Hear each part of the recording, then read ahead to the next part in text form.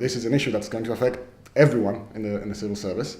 They won't be able to speak about any concerns that may not be directly affecting their department or where they work at. So me as a parent, for example, if I be working in the ID office, to give you an example, and I have an issue with the education system or the new schools, and my kids are going to be part of this new school, I would be happy to have a debate or bring up an issue online with other people to see if they all share the same values or the same concerns. At the moment now, apparently from this new social media policy, it means that these people won't be able to actually speak up about anything, which is a bit coincidental. There's an election coming up, and it's essentially gagging all these workers. Isn't a social media policy there to protect the staff as well as the public sector? I mean, after all, we all know that rumours and untruths can spread on social media like wildfire. I agree, yes, you need to have some form of control, you need to have some form of policy for workers, maybe not to be posting during working hours, not to be posting pictures of themselves in the office whilst they're supposed to be working. You know, the way the government seems to be going about it is literally cutting out any potential debate from going on.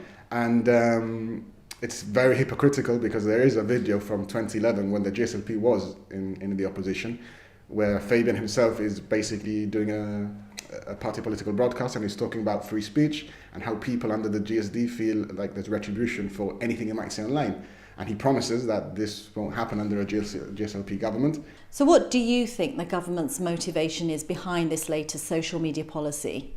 Well, the main theory, or if you want to call it a theory, is there's a general election around the corner, as we all know.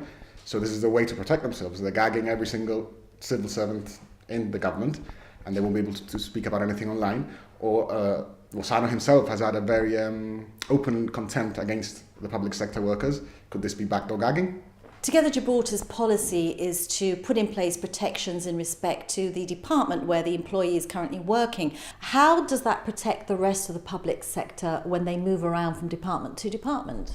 So at the moment, the current policy that's come out, it's literally a blanket policy. They throw it on everything, on everyone, and it affects every single person from an EO to a high-ranking civil servant.